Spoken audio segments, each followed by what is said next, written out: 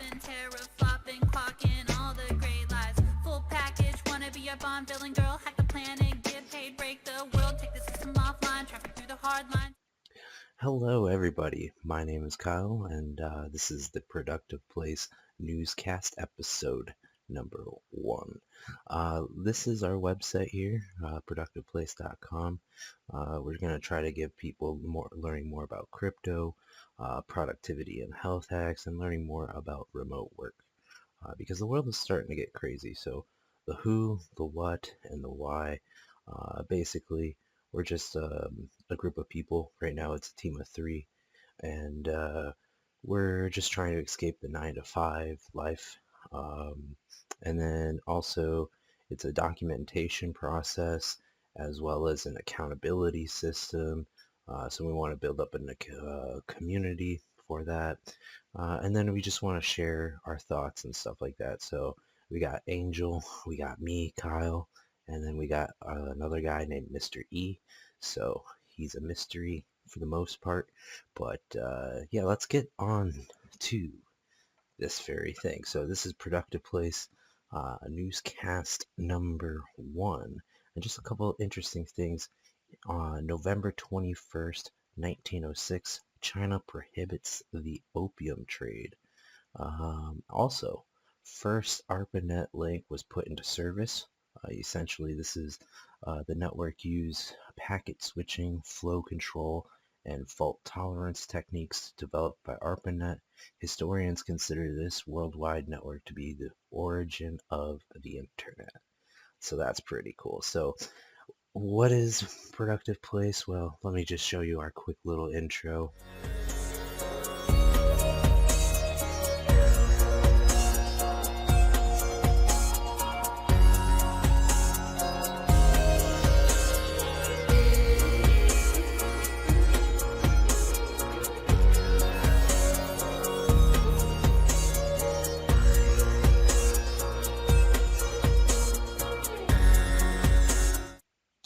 So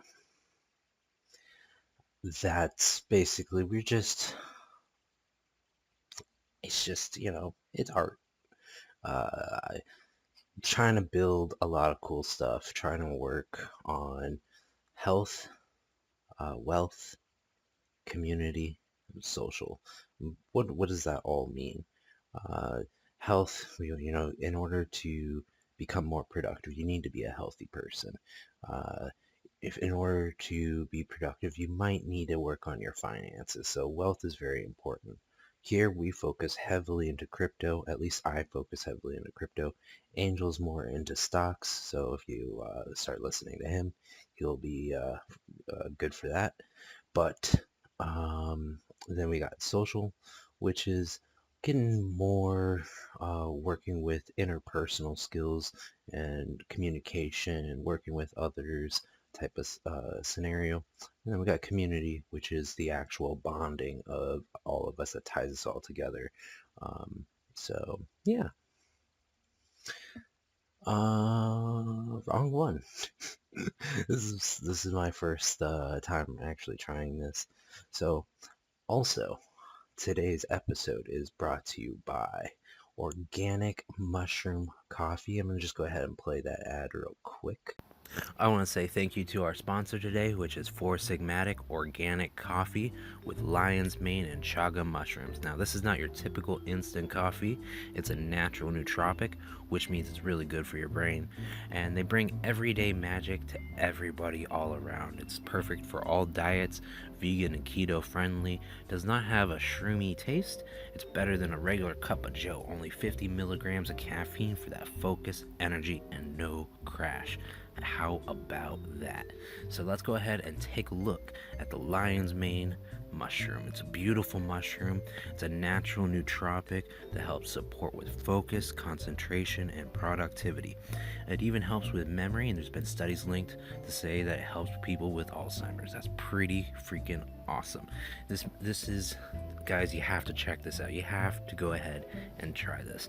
Now, the next one is also the chaga mushroom, the king of mushroom. Powerful antioxidant properties, helps support the immune system, fight inflammation, Contains beta-glucans, helps the immune system, activating the complement system. It's pretty cool.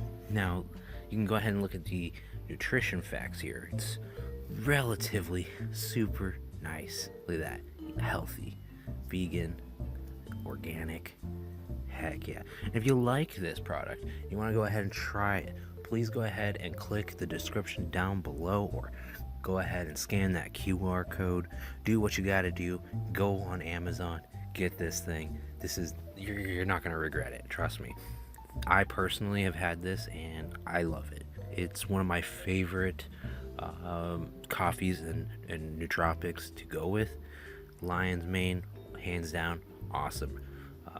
They also have other ones, so go check it out. The Rishishi is, if I pronounce that right, it's great for sleep and relaxation. So, yeah, check it out. It's wonderful, wonderful, wonderful stuff. Go ahead, click that link, scan that QR code. What are you waiting for? Go for it. Do it. I'm gonna enjoy this nice little cup of Joe of mushrooms. Heck yeah. Mushrooms gonna save the world. Alright, so let's talk about a couple cool things. Interesting thing about today. Well, I've been working on this automated Trello board system, and I got access to a thing called OpenAI. It's pretty awesome. Here, let me just show you something that I've done with it. Oh, that's for XRP.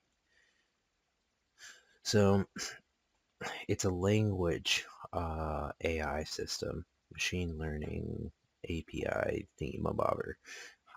Technical stuff. The idea is that it is computers that will be able to understand human language in an advanced, sophisticated way. Yeah. So I just gave it a passage here about blockchain and asked it to basically summarize it for me. And it says, blockchain is a way of keeping track of anything that happens on the internet in such a way that it is hard to change the record of what happened. I think that's pretty simple. So I'm quite happy. This is another idea. I have not ran this, by the way. So I'm asking it, what is a good video title for this? And Kyle talks about the following during his newscast episode. So these are going to be all the articles that we're going to be talking about in this video. But let's go ahead and hit submit and see what happens.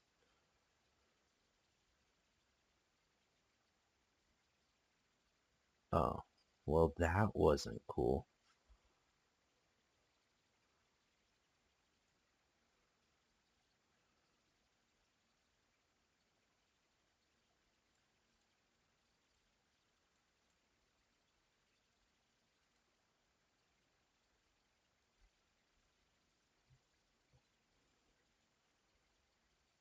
Let's try this again. Oh, that's probably a waste of credits then.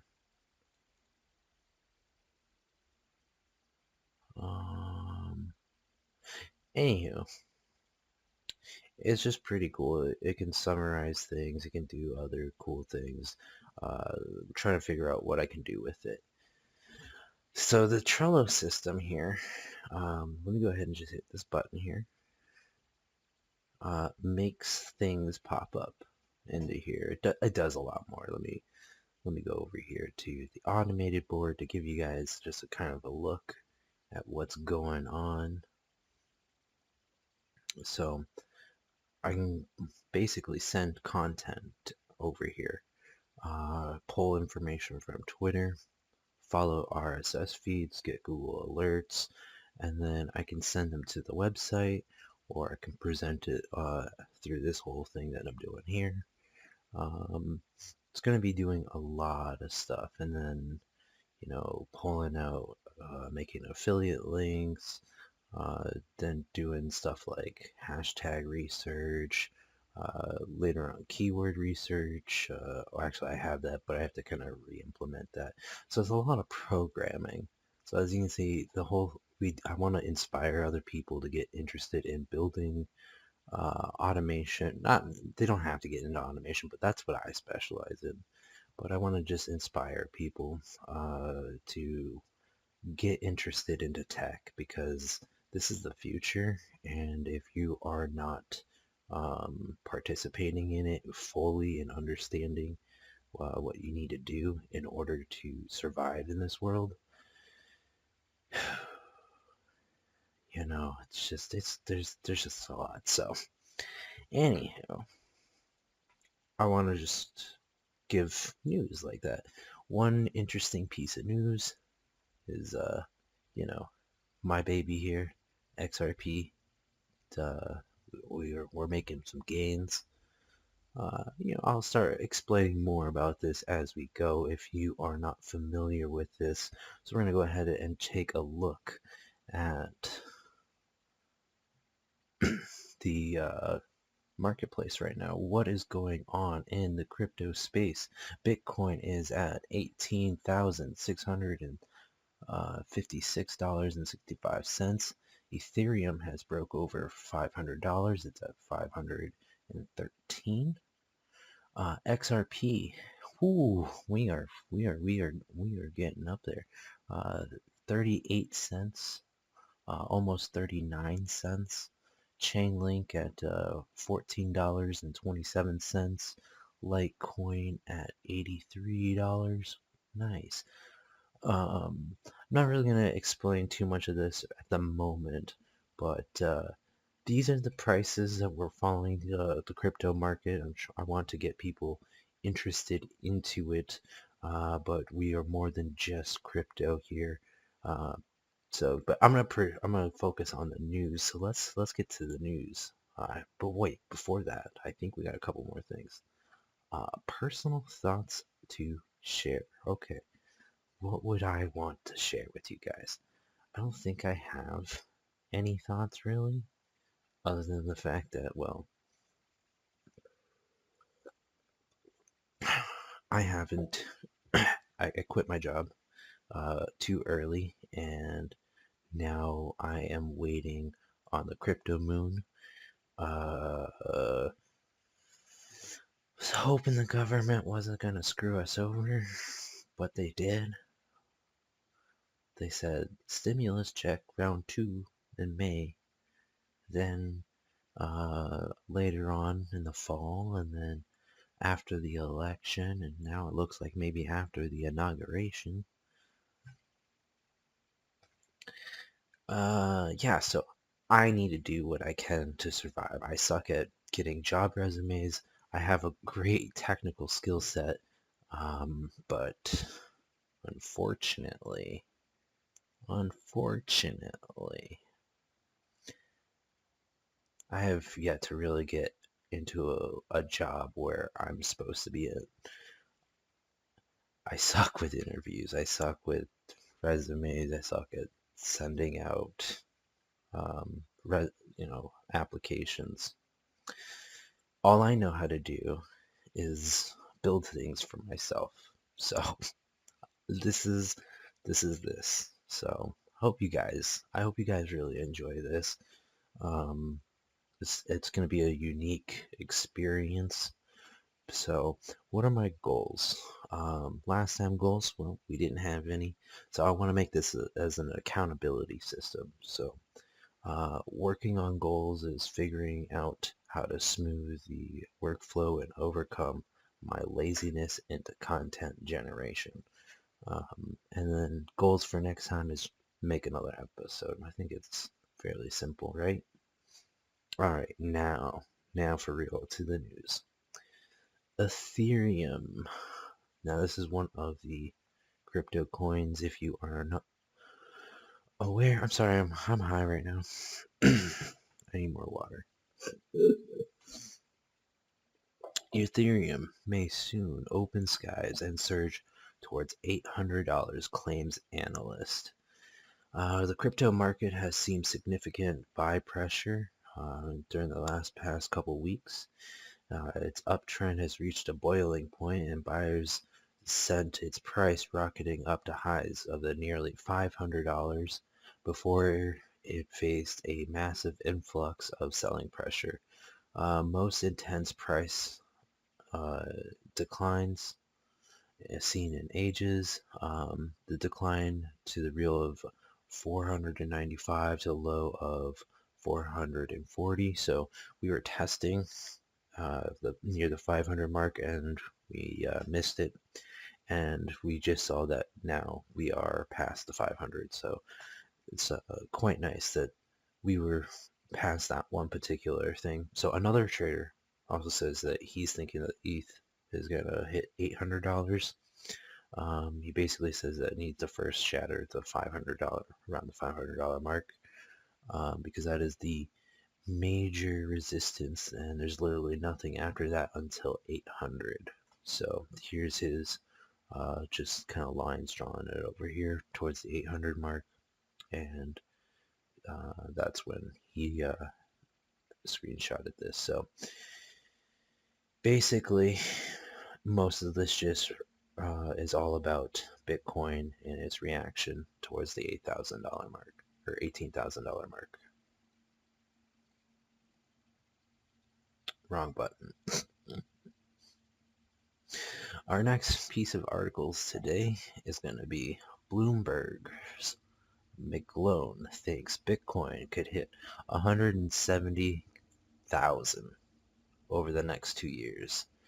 Bitcoin could hit the all-time highs and then consolidate like gold, according to the analyst.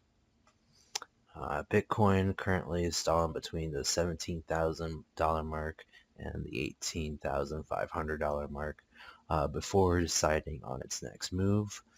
Gold recently broke an all-time price high, surpassing $2,000 per ounce before pulling back and consolidating. Bloomberg's intelligence strategist Mike McGlone basically cites short-term 20,000 is a pretty good resistance. I'm afraid that it's going to do what gold did. It got to the 2,000 mark, and then that's been consolidating in a bull market since. Bitcoin has just rose shy of 18,500 on Tuesday before falling close to 17,200 shortly after. But the key thing about Bitcoin this year is very simple. It just added a 1 in front of it, so it was 17,000, or it was 7,000 last year. Now it's 17,000 this year. So he's thinking that in the next year or two, he's going to add a 0 to that, which would put the number over to 170,000. My personal opinion is that we will definitely close to 6 digits. High 5, in my opinion, to 6 digits for sure. So, Bitcoin had breached $18,000 in his interview, and I think we just passed that, so we're also back doing good now. So he also mentions that there's going to be institutional FOMO, and there's been a lot of mainstream financial players getting into the space. So MicroStrategies and Jack Dorsey's Square. And we're going to see a little bit more. I'm going to move this so I can stop clicking that. There we go. Because here's some other institutional players coming into the space. Visa. Where does Visa see crypto going with Bitcoin nearing the all-time high? Basically, Visa estimates that 18 trillion is still spent using cash and checks, and health concerns due to COVID will push more transactions to a cashless society. The payment network company also sees 1.7 billion people around the world who are unbanked or underbanked as targets for growth. One in which Visa expects more people to pay in the future with cryptocurrencies like Bitcoin, uh, and more institutional investors essentially. Um, so they operate, in a lot of places, but because of COVID, they think that it's the accelerant that's going on. So cryptocurrency is the big key this year. Visa sees digital currencies playing a greater role in businesses in the year ahead. So this is the chart for there. What was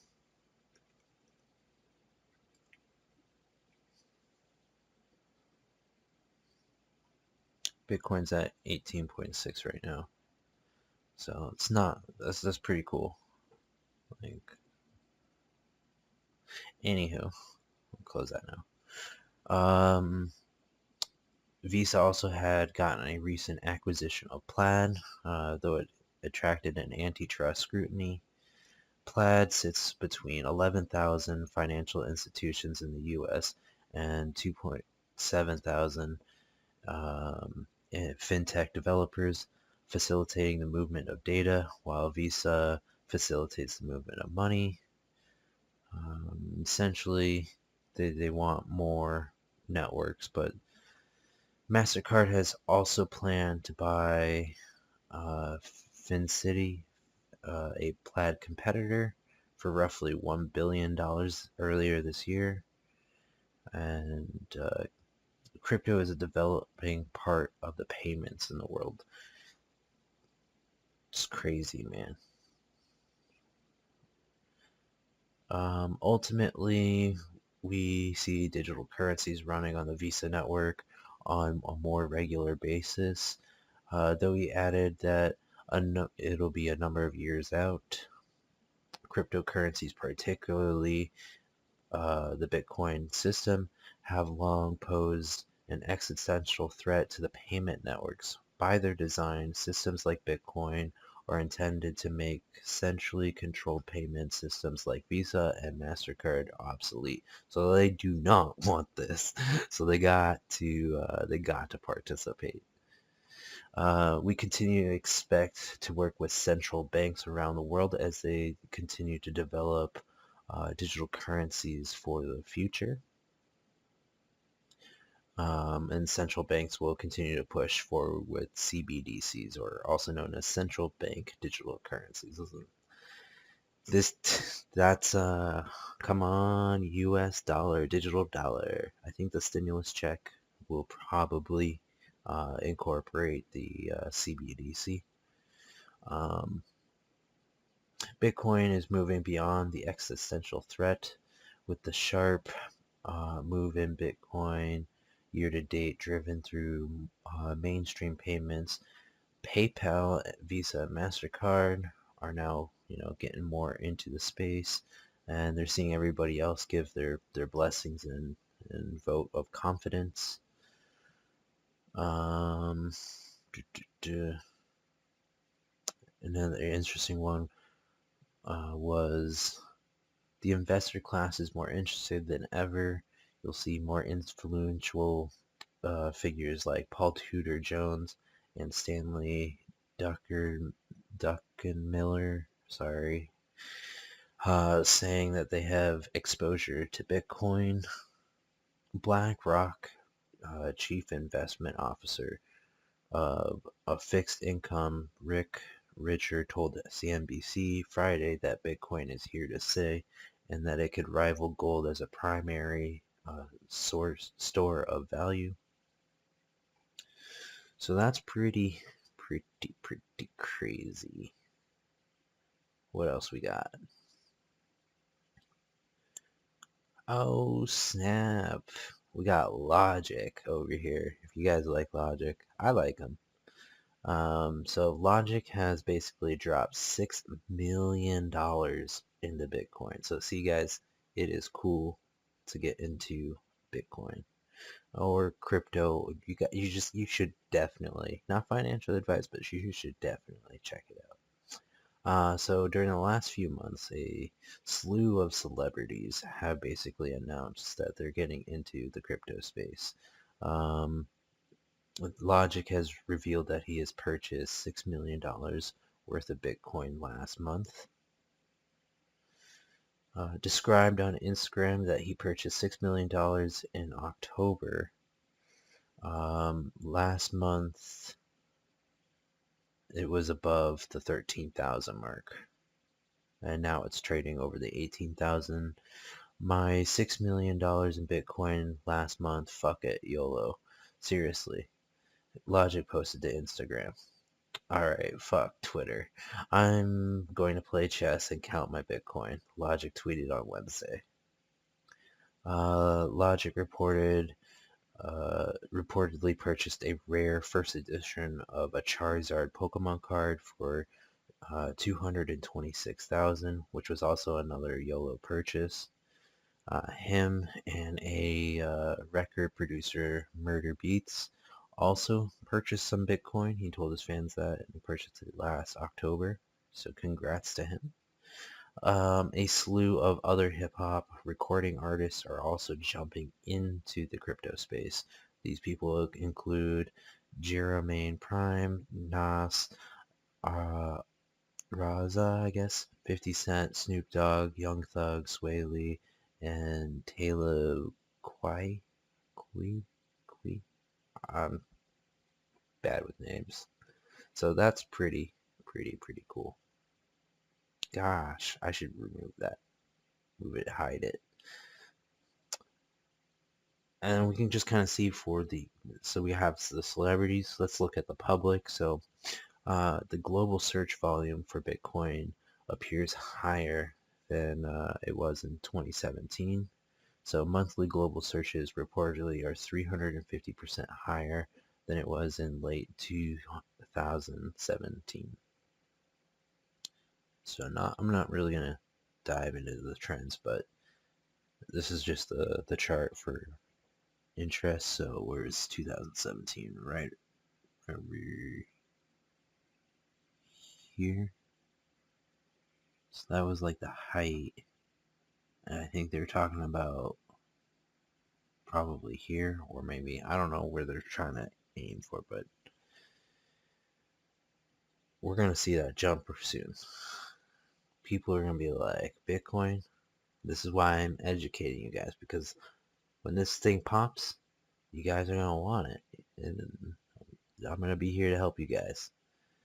Because Bitcoin's not the only guy that's in town. We got Ethereum. Ethereum 2.0 is going to be coming out soon. But it's a long road. It's a long road. Essentially, on November 4th, they hit the first milestone, which is basically adding a mainnet deposit contract address.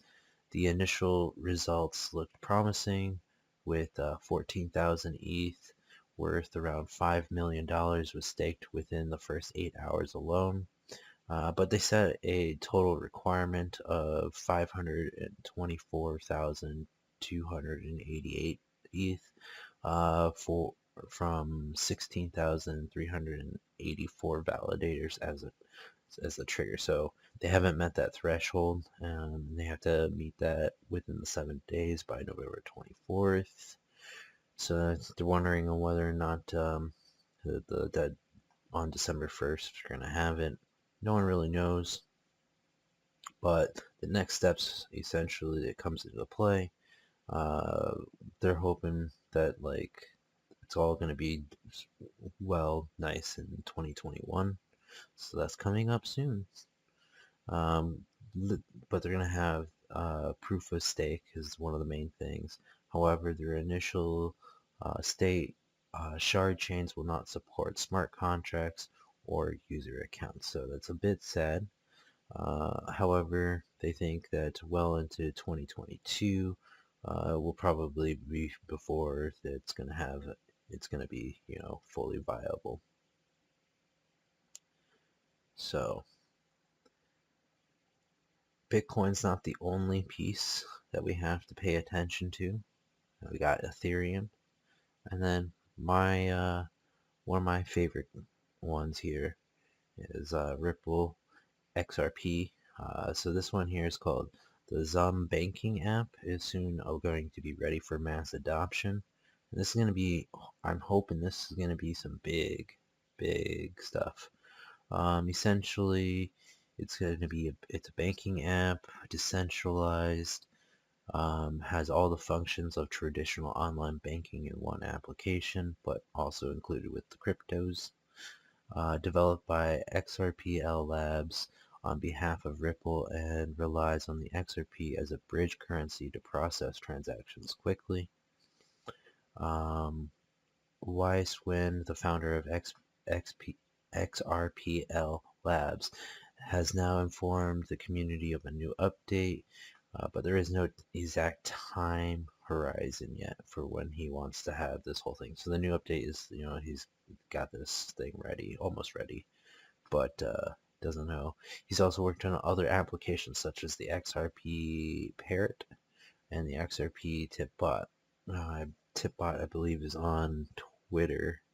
I haven't really worked with that, so I'll have to check that out.